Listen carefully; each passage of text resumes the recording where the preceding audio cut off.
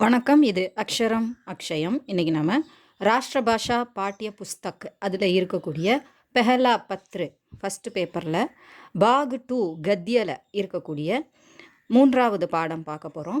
இது போன சிலபஸ்லையும் இருந்த லெசன் தான் இது. வாங்க பார்க்கலாம். தக்ஷின் ஆஃப்ரிக்காமே காந்திஜி, தென்னாப்பிரிக்காவில் காந்திஜி. தக்ஷின் ஆஃப்ரிக்காமே காந்திஜி அதில் சாராஞ்ச் பார்ப்போம். அதை தெரிஞ்சுக்கிறதுக்காக 1893 में दक्षिण अफ्रीका के सेठ अब्दुल्ला ने मुकदमा लड़ने के लिए गांधी जी को वहाँ बुलाया. 1893 வருடம் தக்ஷின் ஆஃப்ரிக்காவில் இருந்த சேட் அப்துல்லா அப்படிங்கிறவர் முக்தமா லட்னே கேலியே தன்னுடைய வழக்கை வாதிடுவதற்காக காந்திஜியை இந்தியாவிலிருந்து வரவழைக்கிறார். வஹா புலாயா, அங்கு அழைக்கிறார். ஜஹாஸ் சே காந்திஜி டர்பன் பहुंचे, அவர் கப்பல் மூலமாக டர்பன் போய் சேர்றாரு. गांधी ने पहली श्रेणी का टिकट लेकर प्रिटोरिया की ट्रेन पकड़ी.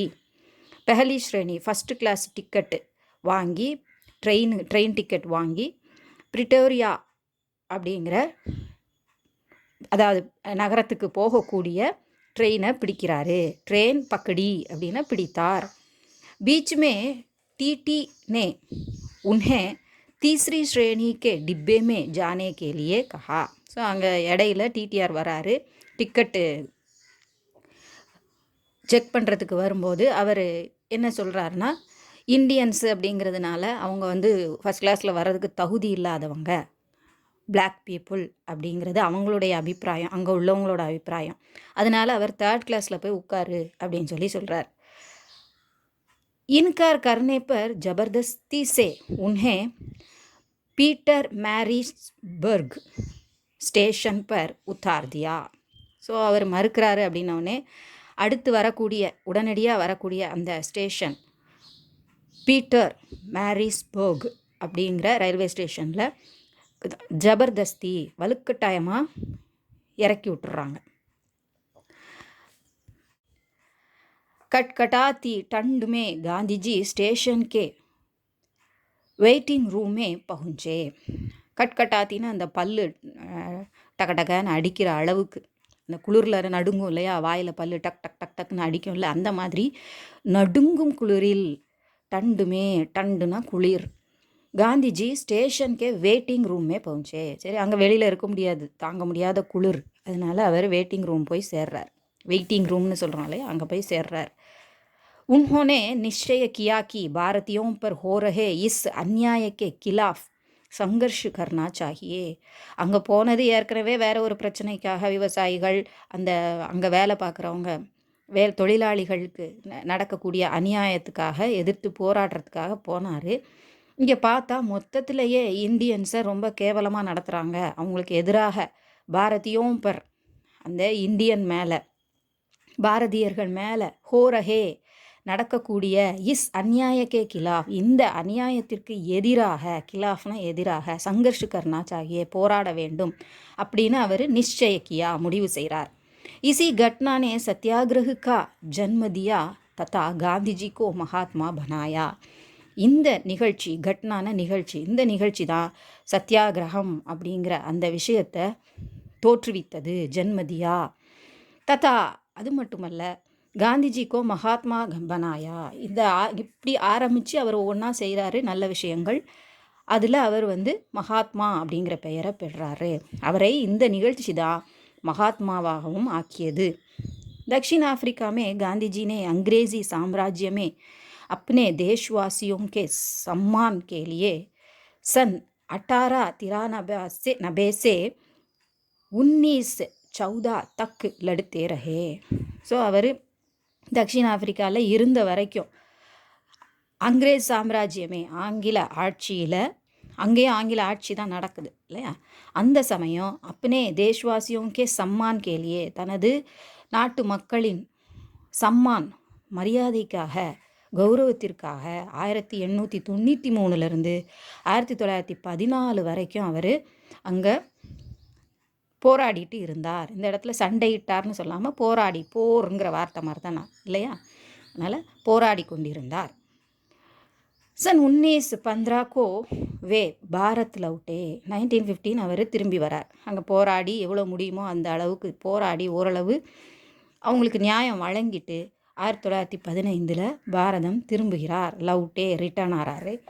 दक्षिण अफ्रीका में गांधी जी ने सत्याग्रह अस्त्र का प्रयोग करके जीत हासिल की. அங்கே சத்தியாகிரகம் அப்படிங்கிற வன்முறையற்ற அஹிம்சை முறையில் சத்திய ஆக்ரஹ், உண்மை வழியில் ஆக்ரஹ்னா வேண்டுகோள் இல்லாட்டி போராட்டம் வலியுறுத்தல் அப்படிங்கிற அந்த அஸ்திரத்தை பயன்படுத்தி ஆயுதத்தை பயன்படுத்தி ஜீத் ஹாசில்கி வெற்றியை பெற்றார். ஹாசில்கினா கையகப்படுத்தினார்.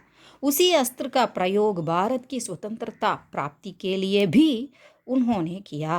அதே அஸ்திரத்தை தான் அதே ஆயுதத்தை தான் எது சத்தியாகிரகம் அப்படிங்கிற ஆயுதத்தை தான் பாரதத்தின் சுதந்திரத்தை பெறுவதற்காக கூட பிராப்தி கேலியே சுதந்திர பெறுதலுக்காக கூட உன்ஹோனே கியா அதை உபயோகம் செய்தார். உன்ஹோனே அவர் பிரயோக் கியா பயன்படுத்தினார் அப்படின்னு சொல்கிறாங்க. ஸோ இது தக்ஷிண ஆஃப்ரிக்காவில் இருந்தப்போ இவர் செஞ்ச விஷயங்கள் என்னங்கிறத சொல்லக்கூடியது. இவருக்கு நேர்ந்த அவமானம் அதுதான் அவருக்கு அங்கே இருந்த இந்தியர்களின் நிலைமை என்னங்கிறத புரிய வச்சுது. அவங்களுக்கு போராடக்கூடிய அந்த எண்ணத்தை உருவாக்கிச்சு. அதே அனுபவம் தான் இந்தியாவுக்கு திரும்பும்போது இங்கும் நம்மளும் அப்படி தானே இருக்கிறோம் அப்படிங்கிறத உணர்ந்து அவர் இந்தியாவுக்கும் அஹிம்சை முறையில் சத்தியாகிரக முறையில் போராடி நம்ம நாட்டுக்கு விடுதலையும் பெற்றுத்தந்தார். இப்போ நம்ம அபியாஸ் பார்ப்போம். ஹிந்தி மே அர்த்த லிக்கியே. ஹிந்தியில் பொருள் எழுது. இன்கார் கர்னா, மனா கர்னா, நகார்னா அப்படின்னா மறுத்தல், செய்ய மாட்டேன் அப்படின்னு சொல்கிறார். 3rd கிளாஸ்க்கு போக மாட்டேன்னு சொல்கிறாரு இல்லையா அது. கிலாஃப் விருத், எதிராக, ஆங்கிலேயருக்கு எதிராகன்னு வந்தது இல்லையா. சங்கர்ஷ் போராட்டம். டக்ராவ் லடாயி, டக்ராவ்னா மோதல், லடாயி அப்படின்னா போராட்டம் போர். அதிகார் ஹக் உரிமை. சாபித் பிரமாணித் நிரூபித்தல். ஜபர்தஸ்தி மஸ்பூரன் கடுமையாக கட்டாயப்படுத்தி வலுக்கட்டாயமாக. ஜுக்னா வினீத் ஹோனா ஹார் மான்னா. ஜுக்னான தலைவணங்குதல். வினீத் ஹோனா பணிவாக இருத்தல்னு ஒரு அர்த்தம் இருக்குது. ஹார் மானா தோல்வியை ஏற்றுக்கொள்ளுதல் அப்படிங்கிற 2 அர்த்தம் இருக்குது. இடத்துக்கு ஏற்ற மாதிரி அந்த மீனிங் எடுத்துக்கணும். ஸோ அதனால் 2மே கொடுத்துருக்காங்க. நீவ் அப்படின்னா அடிக்கல், அடித்தளம். மூல் புனியாத் ஆதார் எல்லாமே. மூல் அப்படின்னா ரூட்டுன்னு சொல்கிறது. அடித்தளம். புனியாத் அப்படின்னாலும் பேஸ்மெண்ட். ஆதார் ஆதாரம். ஒரு பில்டிங்க்கு ஆதாரமாக இருக்கக்கூடியது பேஸ்மெண்ட் இல்லையா. அந்த நீவ் டால்னா அப்படின்னா அடிக்கல் நாட்டுதல், துவங்கி வைத்தல். ஆசாத் ஸ்வதந்திர நமக்கு தெரியும் சுதந்திரம் விடுதலை. அடுத்ததா வாக்கியோமே பிரயோக் கீஜியே. வாக்கியத்தில் அமைத்து எழுது. லட்னா, லட்னா அப்படின்னு சொல்லக்கூடாது. லட்னா டேக்கு கீழே புள்ளி இருந்தால் டு அந்த மாதிரி உச்சரிப்பு நம்ம சொல்லணும். டு 2க்கும் நடுவில் இருக்கக்கூடிய ஒலி लड़ना. गांधी जी ने अपने देशवासियों की आज़ादी के लिए अहिंसा के पथ पर लड़ने का निर्णय किया. गांधी जी अपने देशवासियों की தனது லடுனான போரிடுதல் போராடுதல். தனது தேச மக்கள் தேசவாசினா நம்ம தேசத்தில் வசிக்கக்கூடியவர், தன் தேசத்தில் வசிக்கக்கூடியவங்க, தன் தேசத்தை சார்ந்தவர்கள், அவர்களின் ஆசாதி கேலியே விடுதலைக்காக அஹிம்சைங்கிற பாதையில் போராடுவதற்கான நிர்ணயக்கியா முடிவெடுத்தார். இன்கார் கருணா மறுத்தல். காந்திஜினே 3rd கிளாஸ் டிப்பே மே சஃபர் கர்னே से इनकार किया. 3rd கிளாஸ் பெட்டியில் சஃபர் கர்னே கேலியே பயணம் செய்வதற்கு கர்னேசே செய்வதிலிருந்து மறுப்பு தெரிவித்தார். ஃபைஸ்லா அப்படின்னா முடிவு, நிர்ணயன்னு பார்த்தோம்ல அந்த மாதிரி ஃபைஸ்லா. अशोक ने कलिंग युद्ध के बाद अहिंसा का पालन करने का फैसला किया. நிர்ணய அப்படிங்கிற வார்த்தை இருந்தாலும் இந்த வாக்கியத்தை நம்ம நிர்ணயன்னு போட்டு எழுதலாம். அசோகர் கலிங்க யுத்தத்திற்கு அப்புறம் அஹிம்சையை தான் கடைப்பிடிக்கணும், பாலன் கர்ணா கடைப்பிடிக்கணும் அப்படிங்கிற முடிவுக்கு வந்தார். ஏன்னா கலிங்க யுத்தத்தில் பல பேர் அழிந்து போனாங்க. ஒரு புத்த பிக்ஷு சொல்லுவார், இவர் வருத்தப்பட்டு இருக்கும்போது, இத்தனை பேரை நம்ம இழந்துட்டோமே, பெரும் இழப்பு, மக்களை இழந்துட்டோமே அப்படின்னு வருத்தப்படும் போது ஒரு புத்த பிக்ஷு மூலமாக அவர் அஹிம்சைங்கிற விஷயத்தை தெரிந்து கொண்டு அதை கடைப்பிடிக்கணும்னு முடிவுக்கு வந்தார். சாம்னா கர்னா, எதிர்கொள்ளுதல், ஃபேஸ் பண்ணுறதுன்னு சொல்லுவோம் இல்லையா. ஹர் மனுஷக்கோ ஜீவன்மே சுக் துக்குக்கா சாம்னா கர்னா படுத்தா ஹை. ஒவ்வொரு மனிதனுக்கும் தனது வாழ்க்கையில் சுகம் துக்கம் எல்லாத்தையுமே என்ன செய்ய வேண்டியிருக்கு, எதிர்கொள்ள வேண்டியிருக்கிறது. சாபித் அப்படின்னா நிரூபித்தல். காந்திஜினே சாபித்து கியா, அதாவது சாபித்து கர்னா அப்படின்னு இருந்தால் பொருத்தமாக இருக்கும் இந்த இடத்துல. சாபித்து கர்னா, காந்திஜி நே சாபித்து கியா கி சத்யஹி ஈஸ்வர் ஹே. காந்திஜி நிரூபித்தார். என்னவென்று நிரூபித்தார்? உண்மையே கடவுள் என்பதை நிரூபித்தார். இந்த இடத்துல சாபித்து கர்னான்னு வராமல் கியான்னு ஏன் வந்திருக்கு அப்படின்னு கேட்கக்கூடாது. ஏன்னா அந்த வாக்கியத்துக்கு ஏற்ற மாதிரி அந்த வினை மாறி தான் வரும் இல்லையா. செய்தார் அப்படின்னு இருக்குது. சாபித்து கியா, நிரூபித்தார் அப்படின்னு பாஸ்டன்ஸில் சொல்கிறதுனால கியான்னு வந்திருக்கு. சாபித்து கர்னான நிரூபித்தல். இந்த இடத்துல அப்படி சொல்ல முடியாது இல்லையா. காந்திஜி நிரூபித்தல் உண்மை தான் கடவுள் என்று அப்படின்னு இதில் சொல்ல முடியாது இல்லையா. ஸோ அந்த சில குழந்தைங்க அந்த மாதிரி சந்தேகம் கேட்குறதுனால சொல்கிறேன். இங்கே கருணா இருக்குது, அங்கே ஏன் கியா வந்திருக்கு அப்படின்னு கேட்பாங்க. இந்த எல்லா சென்டென்ஸுமே அப்படி தான் வந்திருக்கு. கியான்னு பாஸ்ட் டென்ஸில் வந்திருக்கு. ஏன்னா காந்திஜியை பற்றி சொல்கிறதுனால, ஏற்கனவே நடந்ததை பற்றி சொல்கிறதுனால. அதுக்கு அடுத்ததாக கத்யான்ஷ் படுக்கர் நிம்னலிக்கித் பிரஷ்னோங்கே உத்தர் தீஜியே. கீழே கொடுக்கப்பட்டுள்ள அந்த கத்திய அன்ஷ், கத்தியன ப்ரோஸ், உரைநடை பகுதி இல்லையா.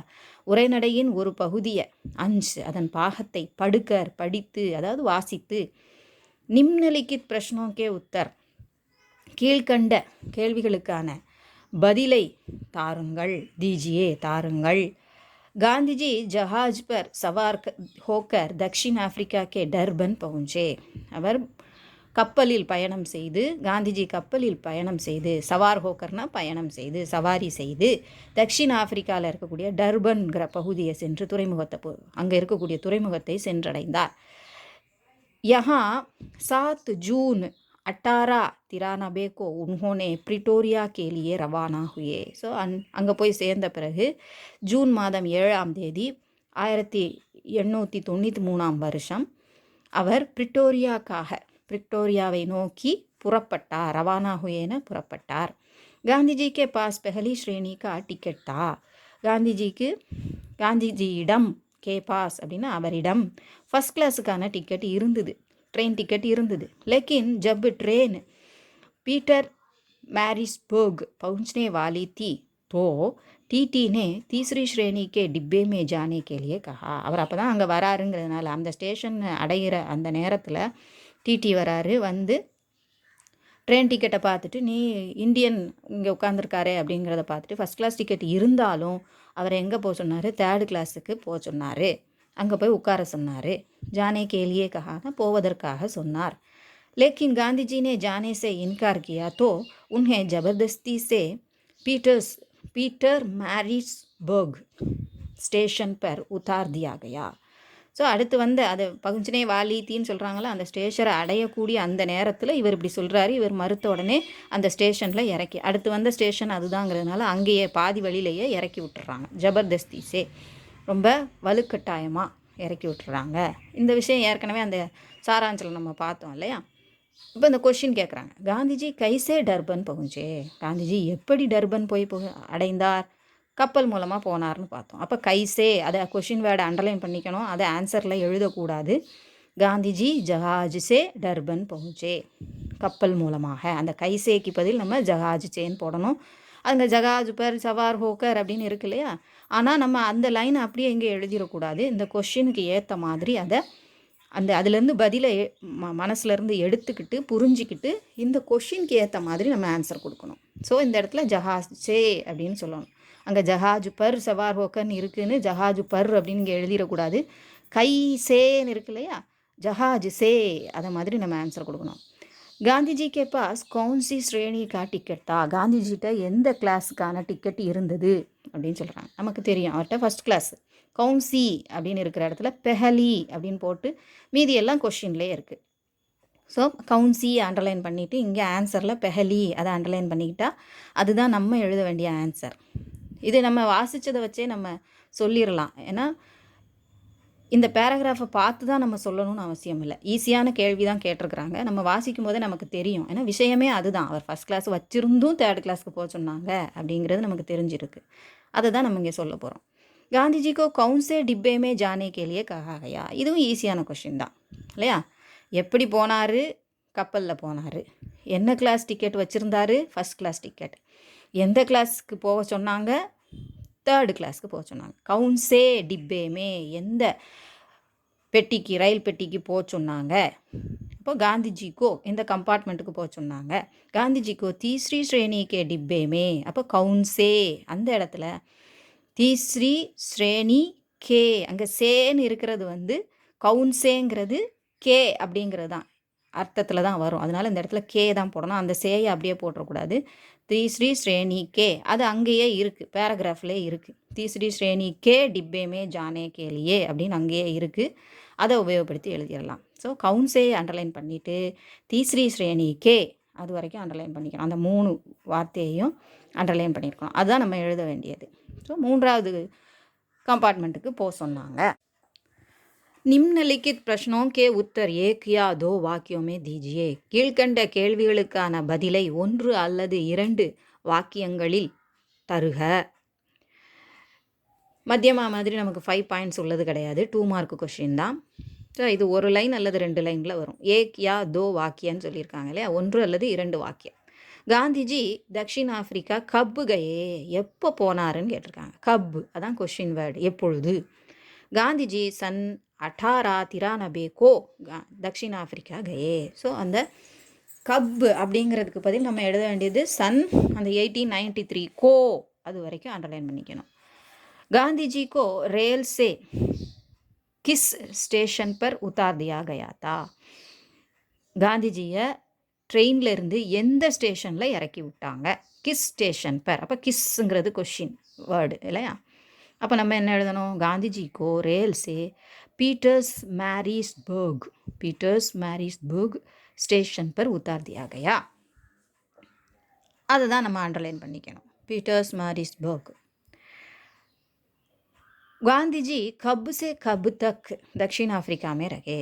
कब से कब तक, कब से எப்பொழுதிலிருந்து, கப் தக் எப்பொழுது வரை அப்படின்னு கேள்வி கேட்டிருக்காங்க. ஸோ அதில் வந்து என்ன நம்ம சொல்லணும்? 1893 से सन 1914 तक दक्षिण अफ्रीका में रहे. ஸோ இத்தனை வருஷம், இந்த வருஷத்துலேருந்து இந்த வருஷம் வரைக்கும். அது கப் சே கப் தக்குங்கிறது கொஷின் வேர்டு. இந்த 1893 1914 அப்படிங்கிற வரைக்கும் உள்ள இந்த தக்கு சன்னில் ஆரம்பித்து தக்கு வரைக்கும் ஆன்சர். ஸோ சாராம்சம் நம்ம ஏற்கனவே பார்த்தாச்சு. அதுதான் முதல்ல பார்த்தோம். இது உங்களுக்கு உபயோகமாக இருந்திருக்கும்னு நினைக்கிறேன். பிடிச்சிருந்தா லைக் பண்ணுங்கள், ஷேர் பண்ணுங்கள், சப்ஸ்கிரைப் பண்ணுங்கள். சப்ஸ்கிரைப் பண்ணி சப்போர்ட் பண்ணுங்கள். சப்ஸ்கிரைப் பண்ண எல்லாருக்கும் நன்றி. வணக்கம். தன்யவாத்.